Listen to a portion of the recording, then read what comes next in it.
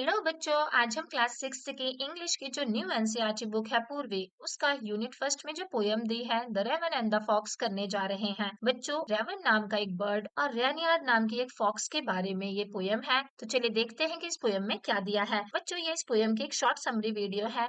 अगर आपको ये चैप्टर डिटेल में लाइन बाय लाइन अच्छे से पढ़ना है तो आप हमारे चैनल की प्लेलिस्ट में जाकर के एक डिटेल्ड वीडियो अपलोडेड है, उसे देख सकते हैं। बच्चों, जो मिस्टर रेवन होते हैं वो एक लिम्ब में एक शाखा पर बैठे होते हैं, जहाँ पर एक रेनियार नाम की फॉक्स आती है और उनकी तरफ देखती है और वो देखती है कि रेवन की बड़ी सी चोंच में उसने एक मोर्सल पकड़ा हुआ है। मोर्सल मतलब खाने का एक टुकड़ा पकड़ा हुआ है, एक निवाला पकड़ा हुआ है, जिसे पाने के लिए वो जो फॉक्स होती है वो किसी भी हद तक जा सकती है। आई होप बच्चों आपको फर्स्ट पैराग्राफ समझ में आ गया होगा। यहाँ पे मिस्टर रेवन एक पेड़ की शाखा पर एक मोर्सल के साथ, एक खाने के टुकड़े के साथ बैठे हुए थे। रेनियर नाम की एक फॉक्स यहाँ पर आती है और वो उसके मुंह में उस खाने के टुकड़े को देखती है।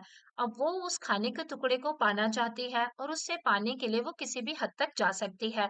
चलिए देखते हैं सेकंड पैराग्राफ में कि आगे कहानी में क्या हुआ। तो बच्चों, जो फॉक्स होती है, जो रेनियर नाम की फॉक्स होती है, वो अपनी एडमायरिंग टोन में रेवन से कहती है कि तुम कितने हैंडसम बर्ड हो, तुम्हारे फेदर्स, तुम्हारी पंख कितने सुंदर हैं।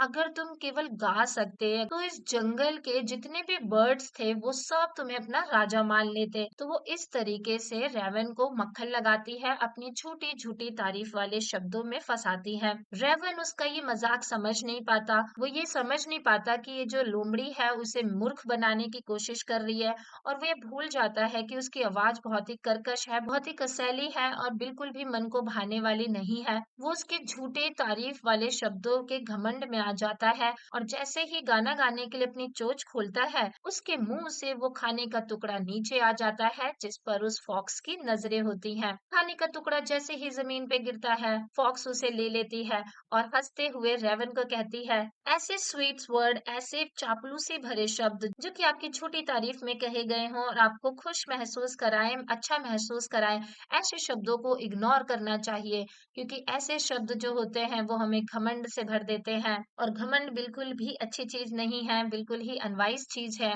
और वहां से जाने से पहले रेवन को ये बोल के जाती है, आई एम श्योर आपको ये टीचिंग लाइफ टाइम याद रहेगी और आप कभी भी किसी के चापलूसी भरे शब्दों में नहीं आएंगे। इस कहानी से बच्चों हमें ये शिक्षा मिलती है कि किसी की भी झूठी तारीफ वाले शब्दों में हमें कभी भी नहीं आना चाहिए। अगर कोई इंसान हमारी झूठी तारीफ कर रहा है तो हमें उसे इग्नोर करना चाहिए और वहां से हट जाना चाहिए, क्योंकि वो व्यक्ति हमारी तारीफ नहीं कर रहा है, वो हमसे कोई ना कोई फायदा लेने के चक्कर में है और वहां रह करके हमारा नुकसान हो सकता है। तो इसलिए हमें उस जगह को जल्दी से जल्दी छोड़ देना चाहिए। आई होप बच्चों आपको ये चैप्टर अच्छे से समझ में आ गया होगा। थैंक यू बच्चों फॉर वॉचिंग।